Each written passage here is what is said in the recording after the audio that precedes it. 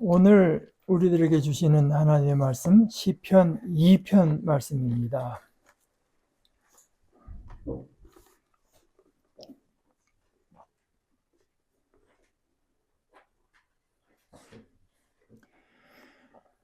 무슨 까닭으로 설쳐대는가요? 민족들이 백성들이 떠들어대는가요?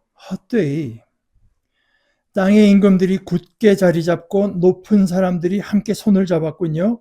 그들이 야훼를 거스르고 또 야훼께 기름 부음 받은 사람을 거슬러 이렇게 말하네요. 끊어버리세 그들의 사슬을, 벗어던져 버리세 그들의 밧줄을. 하늘에 앉아 계시는 야훼가 웃으십니다. 주님이 그들을 비웃으십니다. 그때 주님이 그들에게 말씀하십니다. 주님의 분노 가운데, 주님의 노여움 가운데 그들을 깜짝 놀라게 하십니다. 바로 나야. 내 임금을 그 자리에 앉힌 것은 내 거룩한 산 시온에서 내가 널리 알립니다. 야훼가 확정하신 것을. 야훼가 내게 이렇게 말씀하셨습니다. 내 아들이야 너는 바로 내가 오늘 너를 낳았어. 나한테 요청하렴. 그러면 내가 주마 민족들을 너의 몫으로 너의 소유로 땅끝까지를. 너는 그들을 깨뜨릴 거야. 쇠 막대기로 진흙그릇처럼 그들을 부숴버릴 거야. 그러니 이제 오 임금님들 슬기롭게 처신하세요. 가르침을 받아들이세요. 오 땅의 재판관님들. 두려워하면서 야훼를 섬기세요. 떨면서 기뻐하세요. 아들에게 입맞춤하세요. 야훼가 분노하셔서 여러분이 길에서 망하는 일 없도록요. 여러분의 분노가 급히 불타오를 테니까요. 복 있습니다. 야훼께로 피하는 모든 사람은. 하나의 말씀입니다.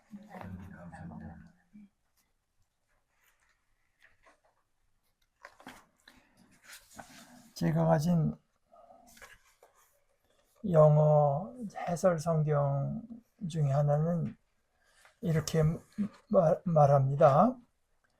시편 1편, 우리가 지난주에 나눈 시편 1편, 그는 이제 토라, 하나님의 가르침을 즐거워해서 날마다 그 말씀을 중얼중얼 하고 마음에 새기는 사람이라고 했죠. 시편 1편은 소리 토라, 하나님의 가르침, 하나님의 말씀이라고 보면 됩니다. 토라 경건성, 영어로 이제 토라 파이어티라고 해서 토라 경건. 그 다음에 시편 2편은 하나님의 통치, 하나님의 다스리심. 하나님은 다스리십니다. 하나님의 뜻을 펴세요. 하나님의 뜻은 그저 하나님의 통치권 안으로 사람들을 그냥 잔뜩 부르기만 하면은 다가 아니라, 교회만 잔뜩 채우면은 그것이 하나님의 뜻을 온전히 이제 이루시는 것이 아니라 실제로 하나님의 뜻이 그들 가운데 이루어지도록 다스리십니다. 특별히 오늘 성경도 그것을 말하지만 성경의 일관해서 말씀하시는 것은 그의 아들, 또 여기서는 이제 아들로 삼은 왕을 통해서 다스리십니다. 제가 기도 때도 고백했지만 우선은 하나님께서 온 세상을 다스릴 때 우리 인간들을 통해서 이제 다스리셨는데, 하나님의 형상대로 창조하셔서 또 하나님께서는 정치적인 지도자를 세우고 재판관들을 세우고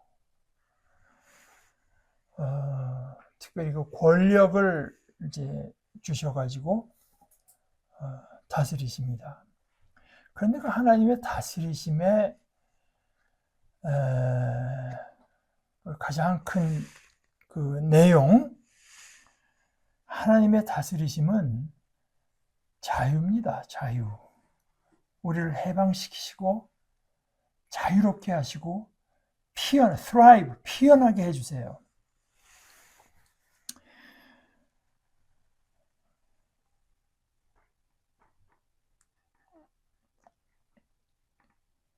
이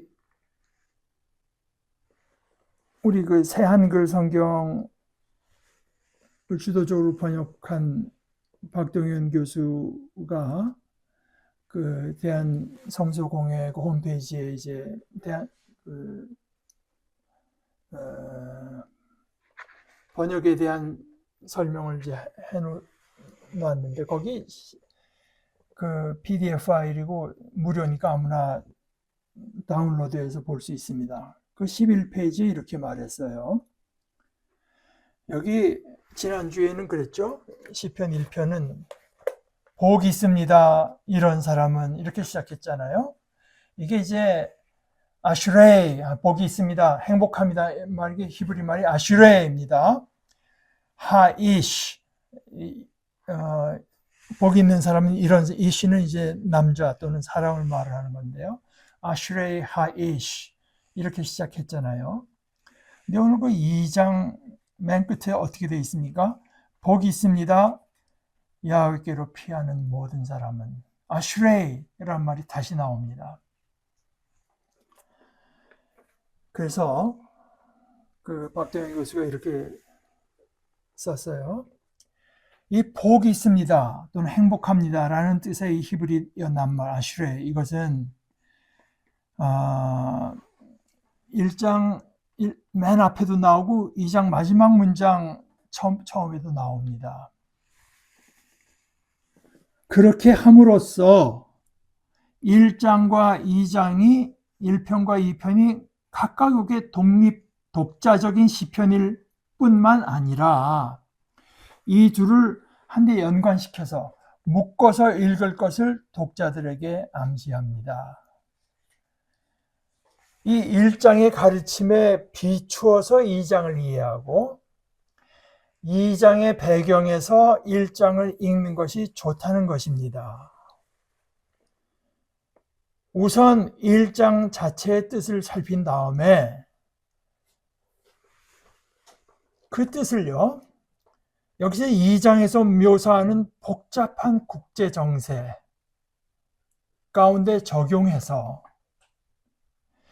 올바르게 산다는 것이 과연 무엇인지, 복이 있다는 것이 무엇인지를 생각해 볼 필요가 있다고 하는 것이 이 배치에 드러난다고 말을 하는 것입니다. 시편 1편 우리가 지난주에 나눈 것처럼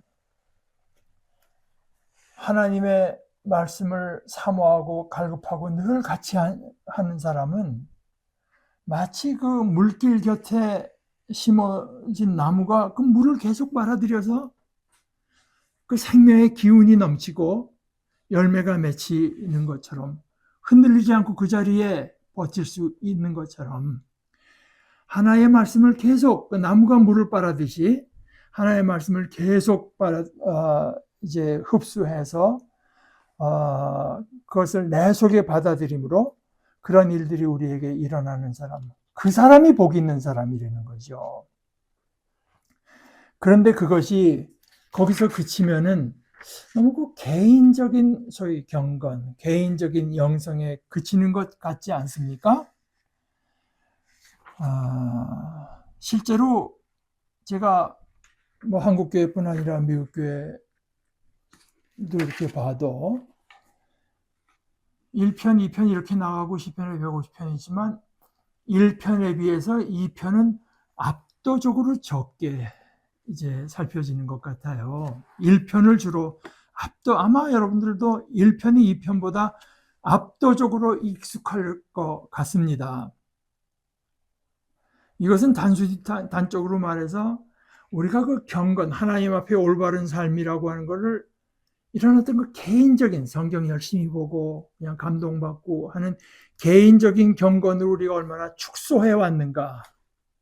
이 편이 그렇게 중요하게 안 다뤄졌다고 하는 것은 이것을 단적으로 말해주는 것이라고 생각합니다. 의도적으로 1, 2편을 합쳐서 시편 전체 서론으로 이제 넣은 거거든요. 이 개인적인 경건으로 축소해서 어떻게 되는가? 오늘의 교회의 모습이 되는 겁니다. 하나님 앞에 경건이라고 하는 것을 개인적인 차원으로 축소한 결과 결국 경건이라고 하는 것이 왜곡되고, 여기서 경건이라고 하는 게 요즘 다른 말로 하면 영성이 되죠. 축소된 영성, 경건을 형성하게 되고야 만다는 것이 제가 이제껏 그리고 최근 몇 년 사이에 특별히 한국에서 보아온 진실입니다.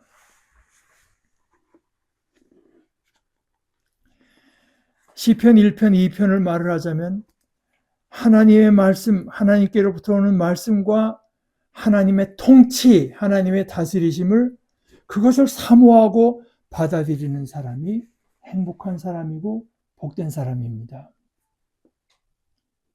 하나의 말씀을 받아들인 사람은 그냥 단순히 나무, 안 받아들인 그걸 코웃음 치고 마치 자기가 더 지혜로운 존재인 것처럼 하던 사람들이 바람에 날리는 겨와 같은 것에 비해서 이 복된 사람은 나무이되 그냥 나무가 아니라 바로 물길 곁에 심겨진 나무와 같아서 하나님의 말씀을 계속해서 자신의 것으로 사모하면서 받아들이는 사람은 그런 사람이 복된 사람이고, 시편 2편에서 말하는 것은 하나님의 뜻, 하나님의 다스리심, 하나님의 나라를 이거를 소극적으로는 그것을 거역하지 않고 적극적으로는 그것을 받아들이고 사모하고 기뻐하는 사람. 이 하나님의 다스리심이 자유입니다. 요한복음 8장에 예수님께서 그렇게 말씀하시죠.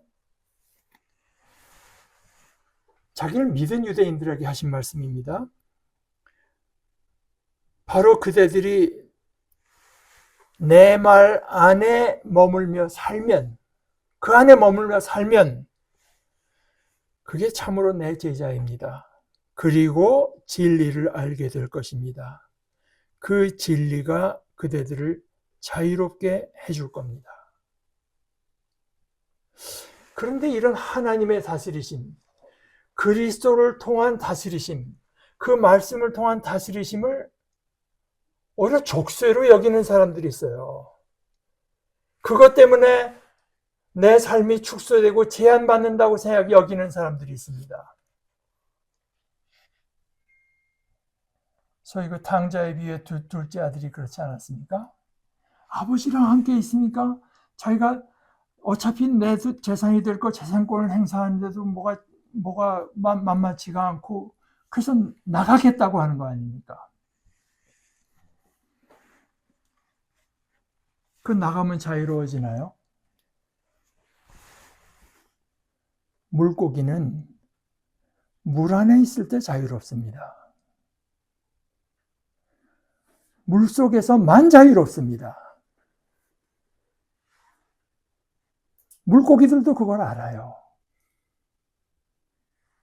물고기들이 그저 이건 내가 여기서만 이런 데서 이렇게 살아야 되나, 좀 넓은 세상으로 나가보자고 물 밖으로 뛰쳐나가는 물고기 없습니다. 미물도 그걸 압니다. 예언자들의 말투를 따라하자면, 그런데 내 백성은 그걸 모른다. 내가 하나님의 다스림 안에 거하고 하나님의 진리의 말씀 안에 거할 때 그때 내가 자유롭다고 하는 거, 그때 내가 나다운 삶을 살 수 있다고 하는 거를 내 백성이 모른다. 물고기들도 아는 거를.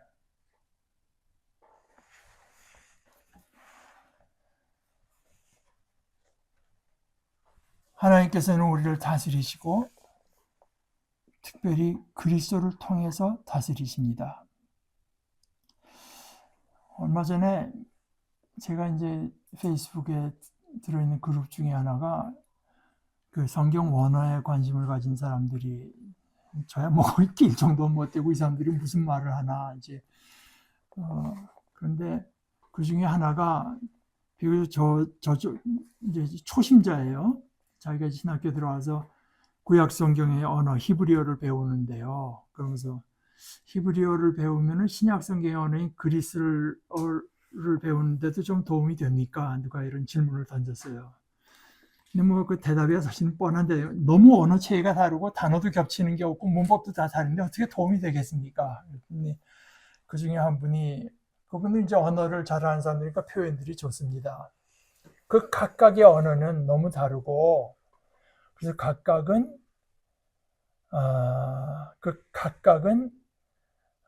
devoted study. 아니 거기에 이제 할 땐 따로 공부를 해야 되는 거지. 뭐 히브리어를 한다 해서 그리스 공부가 쉬워지고 그런 것은 없습니다.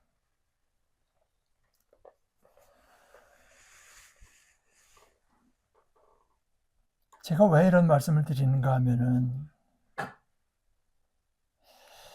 사실 오늘 이 편에서 말을 하는 거는 여러분 보시다시피 상당히 정치적이고 심지어 국제 정치적인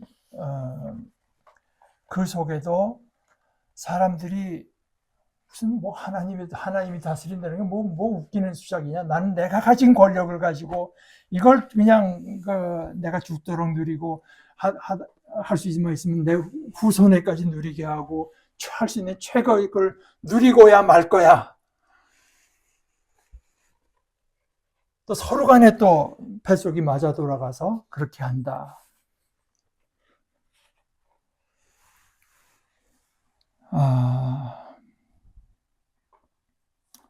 사실 제가 아까 뭐 이재명 대통령을 얘기한 것은 단순히 뭐 그 사람을 칭찬하려고만 한 것이 아니라 오늘과 같은 상황에서 그런 지도자를 우리가 가졌다고 하는 게 얼마나 다행스러운 일인가 하는 생각을 제가 하기 때문입니다. 그이가 벌써 몇 달 전부터 그런 얘기를 했죠. 온 세계가 이제까지 비교적 평온하던 세상이 끝나가는 것 같다. 그분이 뭐 뭘 보고 그런 말을 했는지 모르지만 뭐 국내를 살펴보면 뭐 우리가 어느 정도 무질서한 세력을 잡았다 생각하는데 아니 그거 아닌데 하고 스스로 커밍아웃하는 그 그룹이 있죠. 아마 그것은 시편의 때에도 그런 게 있었나 봐요. 그러니 이제 오 임금님들, 이건 이제 권력자를 말하는 거겠죠. 슬기롭게 처신하세요. 가르침을 받아들이세요. 자꾸 어깃장 놓고 네 욕심만 채우려고 하지 말고 가르침을 받아들이세요 하면서 그 다음에 이야기. 오 땅의 재판관님들.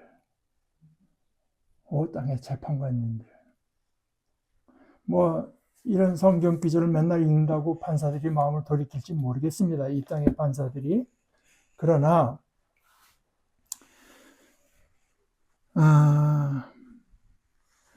이 땅의 정치적인 상황은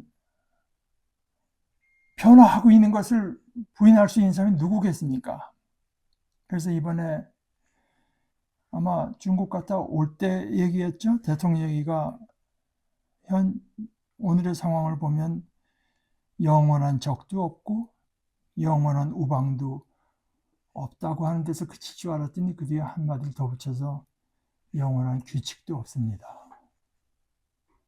영원한 규칙도 없는 것 같아요.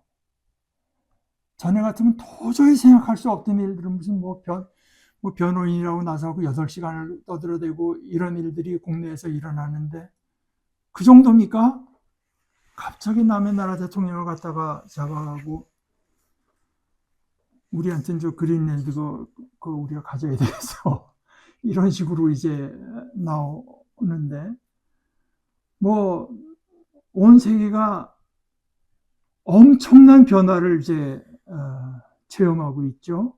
그래서 보니까 어저께인가 그저께 실권은 없고 상징적인 자리래지만 그러나 영향력이 꽤 있는 독일 대통령이 이름이 뭐 프랑크 발터 슈타인마이어 뭐 이름도 굉장히 길고 그런데 그분이 이렇게 말했대요. 우리가 이제까지 지켜야 그래서 겉은 지켜야 된다고 생각하는 그 국제법 이게 존중받지 못하고 국제 질서가 무너지는 단계에 와 있습니다가 아니라 그 단계를 넘어섰습니다. 세계가 도적의 소굴로 변하는 걸 막아야 됩니다. 그 성격에서 가장 무자비한 자들이 자기들이 원하는 것을 마음대로 가져가고 어떤 지역이나 나라 전체가 힘 있는 강대국, 소수 강대국의 소유물로 취급받는 세상. 이게 아마 한 재작년 전에 이런 말을 했으면 러시아만 생각을 했겠지만 그 해설한 사람 얘기는 우선은 아마 러시아와 미국을 가리킨 것 같다. 뭐 그렇겠죠.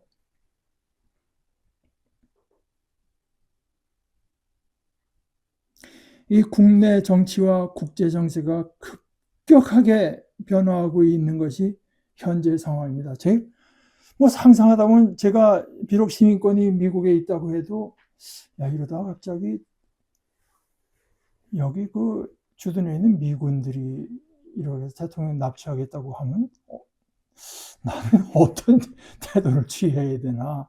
그리고 그것이 황당하기만 한 생각이 아니라는 생각까지도 이제 드는 겁니다.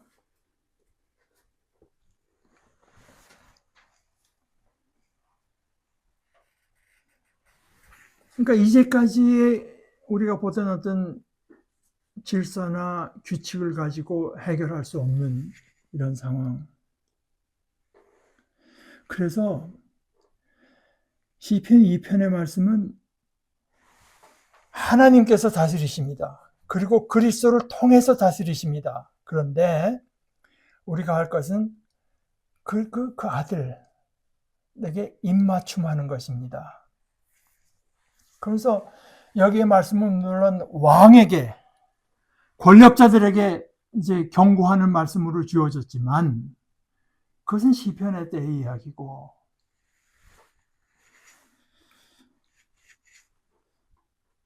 그 권력자와 다수 소위 그 민중들 사이의 관계가 그때와 지금은 다르지 않아요.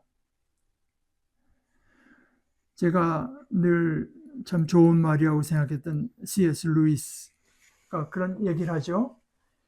실제로 나쁜 짓을 벌이는 사람은 소수다. 남의 나라에서 침략하고 자기가 이 사람들이 나를 지지하지 않고 잘못하면 내가 탄핵을 당할 것 같으면 전쟁을 일으켜서라도 나에게 반대하는 세력이 말을 못하도록 만들어야 되겠다.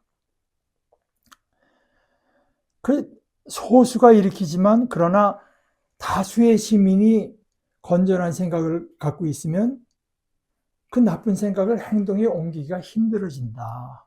이것이 바로 우리가 다 할 수 있는 대로 건전한 시민의식을 함양하고 키워야 될 중요한 이유가 된다. 그랬는데 이 C.S. 루이스의 말에 제가 깊이 공감하면서도 그 C.S. 루이스의 말보다 더 직접적이고 더 잘 제 생각을 일깨워준 말이 있어요. 정치는 얼뜻 봐서 정치인이 하는 것 같아도 결국은 국민이 하는 겁니다. 이게 이제 이재명 씨의 말인데 그렇잖아요. 뭐 트럼프건 뭐 윤석열이건 이 사람들이 무슨 힘이 있습니까? 그냥 하나의 그냥 남자일 따름입니다. 그런 사람들을 건조에 올려놓으니까 저런 사고를 치게 되잖아요. 우리는 한국 정치가 이만큼 있다고 하는 것은 정치인들이 잘못된 것도 있지만 또 정치인들이 어느 정도 잘해서 이만큼 된 것도 있지만 이재명 씨의 말이 맞다면 우리가 시민들이 정치를 얼만큼 했느냐 하는 것이 이렇게 드러나는 것이 따른지 그 자리에 두잖아요. 시민들이 투표 행위를 통해서 또 평소에 대화나 모든 걸 통해서 지지하기도 하고 뭐 슈퍼챗을 보내기도 하고 하면서 지지하면서 사실 정치라고 하는 것이 언뜻 봐서는 정치인들이 하는 것 같아도 그것은 다 우리가 한 것이 정치인들의 모습에서 드러난 것일 따릅니다. 이 속에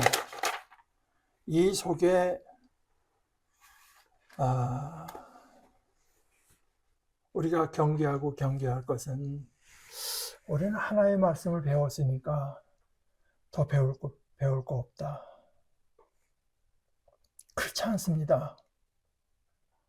목사는 신학교에서 그저 성경에 대해서 배우고 기독교에 대해서 좀 배웠을 따름이지 남들보다 정치에 대해서 더 잘 알 이유가 없고 의사들이라고 해서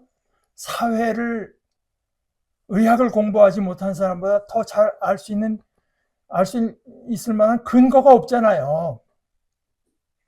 오죽하면 의학보다는 훨씬 사회과학에 가깝다고 할 법학을 공부한 제가 전에도 소개했던 그 정계선 판사 같은 이가 자기가 올바로 살겠다. 법관의 양심을 갖고만 살겠다고 해서는 이 일이 될 수 있는 일이 아니고 사회를 보는 식견을 키우지 않으면 내가 사회에다 엄청난 해악을 끼칠 수 있겠구나. 따로 공부해야 돼요. 따로 공부해야 됩니다. 그리고 공부한 만큼 유익을 얻게 됩니다. 공부한 만큼. 물론 공부하면 할수록 우리가 이만큼 모르는구나 하는 거를 훨씬 더 많이 알게 되죠. 공부를 안 한 사람들은 자기네가 뭘 모르는지조차 알 수가 없어요. 공부하지 않았기 때문에. 과학 공부를 해야 내가 과학이 정말 이렇게까지 무지하구나 하는 걸 비로소 알게 되죠. 때를 비교해봐도 오늘날 우리가 과학이 옛날에 비해서 많이 발달한 그만큼 사실 우리가 모르는 게 세구세구나 하는 것을 더 많이 알게 됐죠. 과거의 인류는요, 우리 인간이 모르는 게 얼마나 많은가를 오늘만큼 알 수가 없었습니다, 결코. 그때 어떤 사람이 나는 정말 무지해 라고 말했다고 해도 그것을 오늘 같은 말을 하는 사람이 아는 것만큼 구체적인 지식을 갖고 하는 말은 아니었습니다. 그러나 그렇다고 해도 그동안 우리가 밝혀낸 만큼 제가 의학을 갖고도 말을 할 수 있습니다. 우리는 아니 이거 면역 체계가 이렇게 복잡한 것이었어? 점점 우리가 모르는 게 한없이 많구나 하는 걸 안다고 해도 그러나 그 사이에 밝혀진 만큼 우리의 삶은 더 건강해지고 안전해지고 평균 수명은 더 길어졌습니다. 아는 만큼, 배우는 만큼, 식견을 높이는 것만큼 그것이 아들에게 입맞춤하는 것의 일부입니다.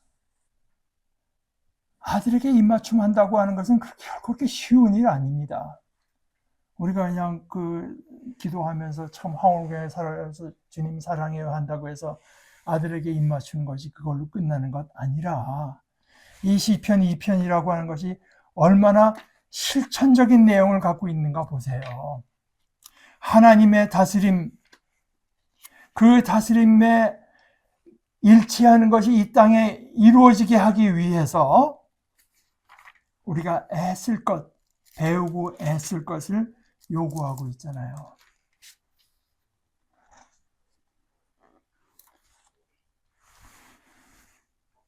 우리는 어떤 의미에서는 우리가 다 임금님이라고 할 수 있죠. 우리가 다 나름대로 가진 어떤 권한이 있고 힘이 있습니다. 그뿐만 아니라 우리가 세우는 권력자들을 다스릴 힘도 우리가 받았습니다. 그런 의미에서 그러니 이제 오 임금님들 슬기롭게 처신하세요. 이것은 사실 어떤 의미에서 우리더러 슬기롭게 투표하세요 하는 말하고도 통하는 이야기입니다. 과거에는 그런 뜻이 아니었을지 몰라도 오늘의 시민사회에서는 그렇게 번역되어야 되는 것 아니겠습니까? 가르침을 받아들이세요. 하나님께서 가시고자 하는 해방과 자유의 메시지를 나의 모든 행위, 개인적인 행위뿐 아니라 나의 사회적인 활동뿐 아니라 내 직업의 활동뿐 아니라 내 정치 선택에서도 받아들이세요. 오 땅의 재판관님들, 그 재판관들이 안 받아들이면 갈아치우세요. 헌법을 고쳐서라도. 두려워하면서 야훼를 섬기세요. 떨면서 기뻐하세요. 떨면서. 하나님의 다스리심이니까, 우리의 이해와 상상을 넘어서는 하나님의 다스리심이니까 우리가 떱니다. 그러나 그것이 우리 하늘 아버지의 뜻이기 때문에 우리는 기뻐합니다. 떨면서 기뻐하세요. 아들에게 입맞춤하세요.